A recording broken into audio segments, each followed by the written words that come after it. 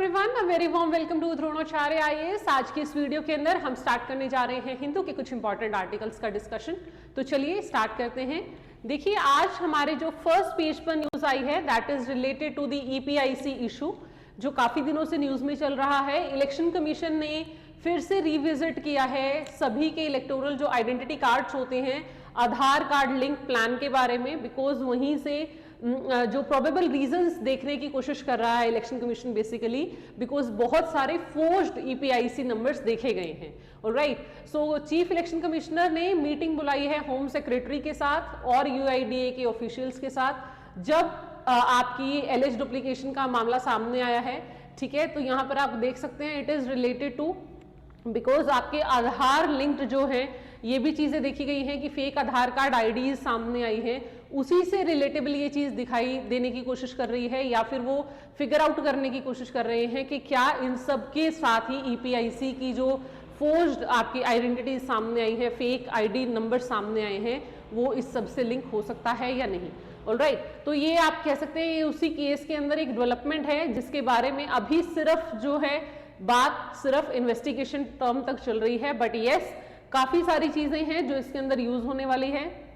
Election commission ने पहली बार आधार voter linking जो है वो फेब 2015 के अंदर यूज की थी, जब it was launched as national electoral roll purification and authentication programme to address the duplicate entries. Duplicate entries को एड्रेस करने के लिए इस चीज को यूज किया गया था, लेकिन अब यही कयास लगाया जा रहा है कि शायद यही कारण बन गया है जिसकी वजह से डुप्लीकेट एंट्रीज एक्चुअल में हो गई हैं। ठीक है, सो नाउ इट इज लगभग 300 मिलियन वोटर्स 3 मंथ के अंदर कनेक्ट कर दिए गए थे, और अभी जो है it has the centre has informed parliament that Aadhaar voter ID seeding exercise was process driven and no target or timelines have been set for the proposed linking. Alright, now we will see कि किस तरीके से ये पूरा का पूरा मामला turn out होता है, बिकॉज इलेक्शन कमीशन बहुत ही एक्टिवली इस सब के ऊपर काम कर रहा है, so that the faith in the institution stage as such. Alright, वो चीज बनी रहे, उसी चीज के चलते ये पूरा का पूरा काम हो रहा है। दूसरी तरफ जो हमारी न्यूज है that is regarding to the Myanmar border. India ने ये प्लान किया है कि जो हमारा म्यांमार का बॉर्डर है लगभग 1643 किलोमीटर, उस पूरे को हम फेंसिंग के साथ जो है कनेक्ट कर देंगे, अब ताकि हमारे यहाँ पर कम से कम इन्फिल्ट्रेशन हो, माइग्रेशन के इश्यूज कम से कम हो, इलीगल माइग्रेशन। ऑलराइट, ये पूरा का पूरा प्रोजेक्ट जो है that has been over 10 years के अंदर ये प्लान किया जा रहा है, and union minister Amit Shah ने फेब 2024 के अंदर ये पूरा का पूरा प्रोजेक्ट अनाउंस किया था, और 1 अप्रैल दिसंबर 2024 तक 114 करोड़ ऑलरेडी कंस्ट्रक्शन के ऊपर लगाए जा चुके हैं। ठीक है, असम राइफल्स के, ताकि वहां पर कंस्ट्रक्टिंग उनकी कंपनी ऑपरेटिंग बेसिस को उनके साथ कनेक्टिविटी अच्छे से बनाई जा सके, और जो फ्री मूवमेंट रिजीम है हमारी म्यांमार के साथ, जहां लगभग 10 kilometre within the boundary of their country and within the boundary of our country people का इंटरवेंशन अलाउड है कि वो इधर उधर आके अपनी प्रॉपर्टीज, अपनी जगह, अपनी फील्ड, खेत खलिहान उनको देख सकते हैं। अब प्रॉब्लम ये आ रही है कि क्योंकि एथिकल इश्यूज बढ़ रहे हैं, बहुत ज्यादा चीजें दिक्कत में आ रही हैं, सो नाउ देयर इज कि फ्री मूवमेंट रिजीम को भी शायद कम करने की बात करेंगे। ठीक है, और ये इस तरीके की बॉर्डर फेंसिंग होने वाली है। देखिए यहां पर लिखा है on a parliament panel report set that cabinet committee on security in March 2024 approved a proposal worth 31,000 crore to fence the Indo-Myanmar border and to construct roads to provide better connectivity to the company operating bases of Assam Rifles, जो वहां पर हमारी forces security provide करती हैं, उनके साथ connectivity के लिए जो बेसिस चाहिए उनकी ऑपरेशन इजी हो सके, उसके लिए डेवलपमेंट करनी है, और हमें अपना पूरा का पूरा एरिया जो है वो फेंस आउट करना है। लगभग 31,000 के आसपास का ये पूरा आपकी कोस्टिंग इसके बताई जा रही है। ठीक है, it is to be replicated along international borders with Pakistan and Bangladesh also आने वाले टाइम में, बट अभी के लिए प्राइमरली जो हमारा चीजें हैं that is with the your Myanmar border. ठीक है, fencing proposal has faced stiff opposition from Naga or Kukizo bodies who say that ethnic and familial ties for people living on both sides of the border. जो वहाँ के आसपास की tribal communities हैं उनकी तरफ से ये प्रपोजल काफ़ी उन्हें नेगेटिव दिख रहा है, बिकॉज ये उनकी फ्री मूवमेंट रिजीम वाला जो पूरा एरिया है उस चीज़ को कहीं ना कहीं लेट आउट कर रहा है, दैट इज वाई। राइट, तो ये आपको आज एक बार देख लेना है। आपको इंपॉर्टेंटली यहाँ से क्या देखना है, अपने एटलस से एक बार म्यांमार के अलोंग जितना भी हमारा एरिया है और नागालैंड, मणिपुर, मिजोरम वाली जो स्टेट्स हैं, ये पूरा का पूरा ध्यान में, अराकन रोमा हिल्स हैं, जो लोकल रिवर्स वगैरह है, ये पूरा एरिया आप एक बार अच्छे से बैठ के तसल्ली से एक बार एटलस से जरूर देख लें, बिकॉज चीज़ें न्यूज़ में रहती हैं तो प्रोबेबिलिटी बन जाती है किसी भी तरीके से क्वेश्चन आने की। All right, next your news, that is US is planning to issue travel restrictions, all right, on 41 nations। अब यहाँ पर आपके सामने आ रहा है कि सिटीजन्स जो है लगभग 10 कंट्रीज के, जैसे Afghanistan, Iran, Syria, Cuba, north Korea, इनको कंप्लीटली बार कर दिया जाएगा यूएस में एंट्री करने से। कुछ नेशन ऐसे हैं जहां पर जो है पार्शियल वीजा सस्पेंशन है, जैसे एरिट्रिया, लाओस, म्यांमार, और कुछ 26 नेशन ऐसे हैं जिनको 60 दिन का टाइम दिया जा रहा है कि आप किसी न किसी तरीके से यूएस को कन्विंस करें कि क्यों आप लोगों को यूएसए में आने की अनुमति दी जाए। ठीक है, तो again time and again stiff rules नजर आ रहे हैं, जिसमें से सीधे सीधे ये 41 नेशंस हैं जो रिपोर्ट कर रही हैं कि ये लिस्ट ऑफ कंट्रीज हैं जहां के लोगों को यूएसए के अंदर अब एंट्री नहीं मिलने वाली है। ठीक है जी, उसके बाद नेक्स्ट जो हमारी न्यूज आ रही है, that is from here, plant species collected in 27 years ago identified as new species of genus Uniala। अब देखिए ये आपका केरालानिसिस, ये रिसर्चर्स हैं जिन्होंने इसका नाम केरला स्टेट के पीछे ही रखा है। ठीक है, एक नया डिस्टिंक्ट स्पीशीज है, shrub was thought to be Vernonia multibacteria, लेकिन ये जीनस यूनियालिया से रिलेटेड है। ऐसी चीजों के बारे में आपको सिर्फ जीनस का पता हो, नाम पता हो, कहाँ मिलता है, एंडेमिक टू केरला स्टेट है, ये पता होना काफी जरूरी है। ठीक है, इससे पहले इसके सैंपल्स जो हैं वो 27 साल के पहले मिले थे, और अभी जो है ये अगस्त्यमलाई बायोस्फीयर रिजर्व केरला के अंदर आपको मिला है। ये चीज इंपॉर्टेंट है। आफ्टर दैट यहाँ पर रेड डाटा बुक के हिसाब से इसका जो IUCN स्टेटस है वो अभी डाटा डेफिशिएंट कैटेगरी में है। ठीक है, पूरा डाटा हमारे सामने नहीं आया है, बट यस एक नया प्लांट स्पीशीज है जो न्यूज में आ गया है, तो वो आपको सीधे सीधे याद हो, उनियाला केरलानिसिस। ये कहाँ पर है, अगस्त्यमलाई में मिला है, बायोस्फीयर रिजर्व है जो आपका केरला में। ठीक है, वहां से आपको ये सारी चीजें थोड़ी सी कंट्रोल में ले लेनी है कि कहाँ का एंडेमिक है, IUCN स्टेटस में डाटा डेफिशिएंट चल रहा है। इतनी इंफॉर्मेशन आपके लिए सफिशिएंट रहेगी। ऑलराइट, उसके बाद जो नेक्स्ट है हमारी, अगेन फ्रांस के साथ हमारी एक और बहुत बड़ी डील होने वाली है। देखिए अभी सिप्री की रिपोर्ट आई है जिसके हिसाब से भारत विश्व में दूसरा ऐसा देश है जो सबसे ज्यादा इंपोर्ट करता है एम्यूनिशंस को। ऑलराइट, और हमारे जो सबसे टीयर मतलब जो टॉप 3 नेशंस थे जिनके साथ हमारा ट्रेड सबसे ज्यादा है, उसमें रशिया, फ्रांस ही इंक्लूडेड थे। ऑलराइट, तो अभी जो है ये नेवी को भी defence agreements 26 Rafale M fighter jets और स्कॉर्पियन क्लास कन्वेंशनल सबमरीन्स जिसकी कुल वैल्यू जो है दैट इज $11 बिलियन, इतने रकम की आपकी पूरी एक डील जो है वो फाइनल अप्रूवल के लिए रहती है by the cabinet committee on security. ठीक है, और उसके बाद हमारे पास राफेल M जेट जो फ्रेंच एयरक्राफ्ट है वो, और आपकी 2 नई स्कॉर्पियंस जो हैं वो हमारे उसके अंदर ऐड हो जाएगी। ऑलराइट, तो यहाँ से आपके लिए अगेन केस स्टडीज के तौर पर इंपॉर्टेंट है, एनहांसमेंट के लिए इंपॉर्टेंट है, उस एस्पेक्ट में आप इस न्यूज को देख सकते हैं बहुत ही easily. Right, after that the next news which we have, okay, so अगली न्यूज जो हमारे लिए इंपॉर्टेंट है, यस बहुत इंपॉर्टेंट न्यूज आई है, anthropologist call for overhaul of criteria used for identifying scheduled tribes. ये एक पूरी की पूरी कॉन्फ्रेंस हुई है जहां पर पहले पूरी न्यूज समझने की कोशिश करेंगे। ठीक है, इंडिया जो है अपनी पूरी एक शिफ्ट करने वाला है डेफिनेशन को कि किसको हम ट्राइब कहेंगे और किसको ट्राइब की कैटेगरी में नहीं रखेंगे। रीजन ये है क्योंकि शेड्यूल्ड ट्राइब्स के लिए अलग अलग जगहों पर अलग अलग तरीके के रिजर्वेशन पॉलिसीज अलाउड हैं, इसीलिए बहुत सारे लोग शेड्यूल्ड ट्राइब की कैटेगरी में आना चाह रहे हैं। तो नाउ एक कॉन्फ्रेंस हुआ है जहां पर आपके इंडियन एंथ्रोपोलॉजी कांग्रेस ठीक है, जिसे कहा जा रहा है where the leadership of the anthropological survey of India, ठीक है, national commission for scheduled tribe, ये सब लोग राउंड टेबल डिस्कशंस में बैठे थे and they have figured out all together a new criteria जिसकी मदद से हम शेड्यूल्ड ट्राइब्स को लोकेट कर सकें। ऑलराइट, अब जिस तरीके से यहाँ पर बात हो रही है, एग्जाम्पल भी दिया है इन्होंने, 100 of communities across the country are demanding for inclusion in the list of scheduled tribes। जैसे अगर इमीडिएट ट्रिगर देखें तो जो करंट एथनिक कॉन्फ्लिक्ट चल रहा है कुकीजो और मिति ट्राइबल कम्युनिटी के बीच में मणिपुर के अंदर, वो इसी का ही क्राइटेरिया है, बिकॉज मिति कम्युनिटी लेकर रही है डिमांड की शेड्यूल्ड ट्राइब में आए और इसी चीज को कुकीजो जो है वो अपोज कर रही है। मोरोवर नागा ट्राइब्स भी इसको अपोज कर रही हैं, बिकॉज उन्हें पता है रिजर्वेशन की जो नंबर है वो फिर क्या हो जाएगा, शेयर हो जाएगा। राइट, अभी तक आपके लिए इंपॉर्टेंट है कि अभी तक हमारी कम्युनिटीज को किस बेसिस पर क्लासिफाई किया आ रहा था, तो it was according to the Lokur committee.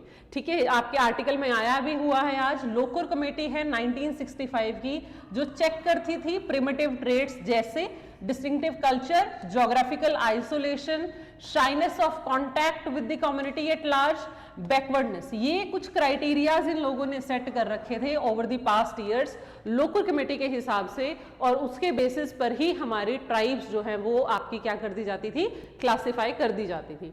ठीक है, now what are they saying, it is being said that the existing criteria may have made sense when they were made, but they are losing the meaning now and virtually no community meet 100% of these criteria। कि जब ये criteria setup हुआ था backwardness का और अपने उससे completely aloof होने का, तब शायद ये चीजें एग्जिस्ट करती हों, बट अब इनमें से एक भी चीज ऐसी नहीं है जो 100% इस चीज पर खरी उतर जाएगी। ठीक है, तो अब यहाँ पर आ रहा है noting the persistence difficulty in defining tribal population, the need for a systematic tool is to ensure accurate classification। Right, तो इसीलिए जो आपके ट्राइबल रिसर्च इंस्टीट्यूशन हैं उनकी मदद लेते हुए पूरी की पूरी आपकी कोशिश की जा रही है कि एक सिविलाइजेशनल अप्रोच अपनाई जाए जिसके अंदर बेहतर तरीके से ट्राइब्स को क्लासिफाई करने की कोशिश की जा रही है। देखिए यहाँ पर आप एंडिंग में पढ़ भी लेंगे, instead of looking the trades as set out by local committee, scholars और एक्सपर्ट्स का मानना है कि क्रिएटिंग इंडिकेटर्स जो टेंजिबल हो, इंटेंजिबल हो और जिनको आप मान भी सकते हैं कि हाँ अगर ये चीजें हैं तो ये ट्राइबल कम्युनिटी के अंदर चली जाएंगी। ठीक है, and this time the focus should be on marriage, kinship, classification of relatives, rituals in practice, languages वगैरह, ये सब कुछ पैरामीटर्स को ध्यान में रखते हुए हमें ट्राइबल्स की क्लासिफिकेशन को चेंज करना है। क्लियर है जी, तो ये सारी बातें आपको पता होनी चाहिए और यहीं से आपका इंपॉर्टेंट आर्टिकल आज का निकल रहा है। सबसे इंपॉर्टेंट कि ट्राइबल जो हैं वो भारत में किस कमेटी के रिकमेंडेशंस पे होते हैं, क्या क्या क्राइटेरिया है, अब क्या डिबेट स्टार्ट हो गई है, क्यों स्टार्ट हो गई है, इससे आपका मेंस और प्रीलिम्स दोनों में क्वेश्चन बहुत इजीली फ्रेम होता दिख रहा है। ठीक है, तो इंपॉर्टेंट टॉपिक है, ध्यान से बहुत ही आराम से बैठ के आज इस आर्टिकल को आपने समझना है, पढ़ना है।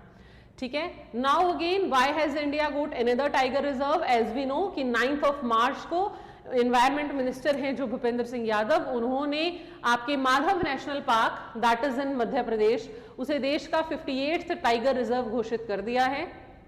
ठीक है, क्या रैशनल है इसके पीछे, देखिए द टाइगर जो है वो हिस्टोरिकली अबंडेंट थे, लेकिन हंटिंग के बाद काफी सारी ऐसी चीजें नजर में आई जब आपके टाइगर की पॉपुलेशन एकदम से रिड्यूस होती दिखाई दी। यहां पर एक बार पढ़ लेते हैं, see here it is given, it was estimated in 1964 there would have been around 40,000 tigers in the country। ठीक है, by the 1960s the number went down between 2000 to 4000। 20 साल के अंदर अंदर आपका नंबर जो है वो लगभग 38,000, देखिए 64 के आसपास 40,000 थे और 1960s में जो नंबर है वो आपका बिल्कुल ही कम हो गया। और राइट, उसके बाद आपका international board for wild life, इन्होंने आके जब पूरा का पूरा एक्सपोर्ट लगा दिया, total ban on export of all wild cat skin including tiger, तो उसी साल आपके रेड डाटा बुक इन लोगों ने, देखिए यहाँ पर टास्क फोर्स इंदिरा गांधी के टाइम पे एक टास्क फोर्स बिठाई गई 1972 में, जिसके चलते आपका प्रोजेक्ट टाइगर लॉन्च हुआ। ठीक है, इट वाज लॉन्च्ड ऑन 1 अप्रैल 1973 जब देश के 9 टाइगर रिजर्व अनाउंस किए गए। उसका नाम यहां पर दिया हुआ है, बहुत इंपॉर्टेंट, बहुत इंपॉर्टेंट डाटा है आपके लिए, ध्यान से देखेंगे। इंडिया का पहला कॉर्बेट जो उत्तर प्रदेश में था तब और आज है उत्तराखंड में। Palamau tiger reserve that is in Jharkhand now. Similipal Odisha, Sundarbans West Bengal, Manas Assam, Ranthambore Rajasthan, Kanha in MP, Melghat in Maharashtra and Bandipur Karnataka. ये वो 9 टाइगर रिजर्व्स हैं जो स्टार्टिंग में जब प्रोजेक्ट टाइगर लॉन्च हुआ तब हमारे टाइगर रिजर्व्स की कैटेगरी बननी स्टार्ट हुई, जो सिर्फ और सिर्फ मेजर फोकस रखते थे टाइगर कंजर्वेशन को लेके, जहां वो core area, buffer area, transition area setup करना शुरू कर देते थे, जिसके हिसाब से टाइगर की पॉपुलेशन को कंजर्व किया जा सके। ऑलराइट, तो अब जो है, अब आपकी लीग के अंदर आकर जुड़ गया है माधव नेशनल पार्क, और इसके पीछे पूरी अथॉरिटी जो है दैट इज NTCA, जो 2006 से इस सब को देख रही है, राइट, विच इज ऑथराइज्ड कि किस तरीके से, किस पैरामीटर्स पर टाइगर्स की कंजर्वेशन होनी चाहिए। Alright, now about Madhav national park के बारे में बात हो रही है, क्योंकि ये एक ट्रांजिशन एरिया है जो सीधा सीधा कनेक्ट करता है रणथंबोर के साथ, that is in Rajasthan, Kuno national park के साथ जहां पर चीताज भी हैं। तो एक आप ये तरीके से मान सकते हैं कि ये पूरा एक कॉम्प्लेक्स एरिना बन जाने वाला है, जहां पर आपके टॉप प्रेडेटर्स अच्छी खासी क्वांटिटी में होने वाले हैं, ठीक है। और इसके साथ ही जैसे ही ये नेशनल पार्क हुआ है तो your Madhya Pradesh is the state जिसके अंदर हाईएस्ट है स्टेट के अंदर, बिकॉज ये 9th है टाइगर रिजर्व जो आपका विद इन MP है। इसके बाद महाराष्ट्र में 6 हैं, राजस्थान, तमिलनाडु और कर्नाटका के पास 5-5 है। तो सबसे ज्यादा जो हैं that are also with the Madhya Pradesh. Right, so this article is a must read article from today's newspaper. आपको टाइगर कंजर्वेशन से रिलेटेड सारा का सारा डाटा इस एक आर्टिकल में मिल जाएगा, तो ये बहुत ही अच्छे से, बहुत ध्यान लगा के आपने आज इस आर्टिकल को पढ़ना है। इस चीज के ऊपर प्लीज ध्यान रखिए। इनफैक्ट ये जो पिक्चर है आपके सामने, यहाँ पर भी आपको दिख जाएगा कि उत्तराखंड में कौन से हैं, यूपी में, असम में, यहाँ पर, और आप अपने मैप के अंदर उनके नेम्स भी डिनोट कर सकते हैं, एक जगह पूरा डाटा स्टैट्स को लिख सकते हैं। Alright, next what's on the agenda of Raisina dialogue. हमें पता है रायसीना डायलॉग शुरू होने वाला है, और इस आर्टिकल के हिसाब से ये चीज बताई जा रही है कि जिस कॉम्प्लेक्स ट्रिनिटी के टाइम पर ये रायसीना डायलॉग हो रहा है, that to be held on this 10th edition जो अभी स्टार्ट होने वाला है मार्च 17 to 19, वो बहुत इंपॉर्टेंट होने वाला है, बिकॉज यूएस का जो स्टेक है यूक्रेन वॉर को लेके, EU के साथ, नेटो से रिलेटेड, ठीक है, फिर उसके बाद इलीगल माइग्रेशन से रिलेटेड, टैरिफ वॉर से रिलेटेड, इंडिया के जो स्टेक्स हैं आसपास के देशों के साथ, ऐसे में किन किन देशों को न्योता गया है, किन देशों के साथ हमारे रिलेशन कैसे रहने वाले हैं। अभी ऑपरेशनल डायलॉग जो चल रहा है, जो अजीत डोभाल जी की लीडरशिप में हो रहा है, यूएस के साथ प्राइमरीली हमारे रिलेशन कैसे टर्न आउट करते हैं, वो बहुत इंपॉर्टेंट रहने वाला है। ऑलराइट, उसके बाद कनाडा के साथ हमारे रिलेशंस को फिर से स्मूथ आउट करने की कोशिश कर रहे हैं। पाकिस्तान को अभी हमने इनविटेशन नहीं दिया है, बांग्लादेश से भी किसी को नहीं बुलाया गया है, बिकॉज वहां पर यूनिस जो इस टाइम पे प्राइम मिनिस्टर हैं, उनके लेड में जो गवर्नमेंट चल रही है वो हमारे फेवर में नहीं जा रही है शायद, इसीलिए, ठीक है। तो कुछ चीजों को न्यूट्रलाइज करने की कोशिश कर रही हैं। चाइना से बुलाया गया है बिकॉज मोदी जिनपिंग की पूरी मीटिंग के बाद अब रिलेशंस जो हैं वो थोड़े स्मूथ आउट हो रहे हैं। सो दैट इज वाई ये पूरा का पूरा जो चीज चल रही हैं। नाउ रायसीना डायलॉग एक ऐसे टाइम पे हो रहा है जो पीक साबित हो सकता है। मोरोवर इस साल भारत में क्वेड समिट होने वाली है, तो उसके अलायंस के लिए भी, क्योंकि यूएस और इंडिया दोनों इंपॉर्टेंट नेशंस हैं, तो वो भी चीज देखने लायक रहेगी कि कैसे रिलेशंस अपटर्न लेते हैं, ठीक है। तो it is a read out article, जैसे ही रायसीना डायलॉग स्टार्ट होगा वहां से न्यूज आनी शुरू होगी, वो हमारे लिए करंट का मेन टॉपिक बन जाएगा। ऑलराइट, चलिए जी, उसके बाद जो नेक्स्ट हमारी न्यूज आ रही है that is from the world page.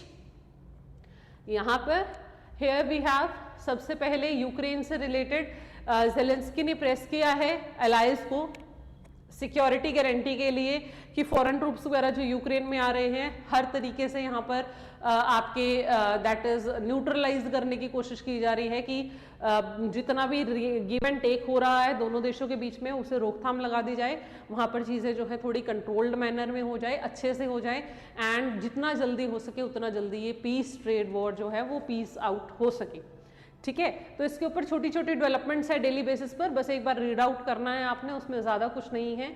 उसके बाद दूसरा है श्रीलंका के पार्लियामेंट में डिबेट होने वाली है on unlawful detentions and tortures in the time of 1980s। ठीक है, तो यहाँ पर आप देख सकते हैं जब रूलिंग नेशनल पीपल पार्टी थी, ठीक है, killings between the state 1988 and the 1990s। Leader of the house he said कि जनरल ओपिनियन है, अल जजीरा की रिपोर्ट जो सामने आई है रानिल विक्रमसिंघा से रिलेटेड, उन्होंने बताया है कि किस तरीके से वहां पर टॉर्चर कैंप वगैरह लगाए जाते थे। ठीक है, तो ये पूरा का पूरा आपको बस एक बार पढ़ लेना है आर्टिकल। जैसे कल हमने पूरा आर्टिकल नेपाल से रिलेटेड डिस्कस किया था कि कैसे उनकी जर्नी ट्रांसैक्ट हुई है, वैसे ही ये पूरा आर्टिकल बस श्रीलंका की लोकल पॉलिटिक्स को जानने के लिए है। ऑलराइट, ताकि वहां का इफ एंड बट हमें पता हो कि कैसे चीजें चल रही हैं। ठीक है जी, तो आज के पेपर में जो सबसे इंपॉर्टेंट आपके लिए है, एक शेड्यूल ट्राइब से रिलेटेड जो आर्टिकल आया है लोकल कमेटी से रिलेटेड, दूसरा टाइगर कंजर्वेशन से रिलेटेड। पूरा का पूरा आर्टिकल बहुत इंपॉर्टेंट है। नो जो नई जगह जहां से प्रोजेक्ट टाइगर शुरू हुआ, डेट कितने अभी हो गए हैं टोटल, कहां पर हैं, हाईएस्ट के स्टेट में है, ये सारे डाटा और स्टैट्स आपको एक ही आर्टिकल से मिल रहे हैं ऑथेंटिक वे में, तो इससे इंपॉर्टेंट कुछ और नहीं हो सकता है। ठीक है जी, आपको पता है यूपीएससी जो है वो इन्हीं चीजों को लेके टारगेट करता है, यहीं से क्वेश्चन अप्रोच होते हैं। आपको बस न्यूज़पेपर को ढंग से अच्छे से पढ़ना है, अपने मेमोरी में रिटेन करके रखना है, so that you can use it in a fruitful manner. Alright, so that's all from today's discussion. I hope you will like the video, and for more such informative videos, stay tuned to Dronacharya IAS. Thank you very much.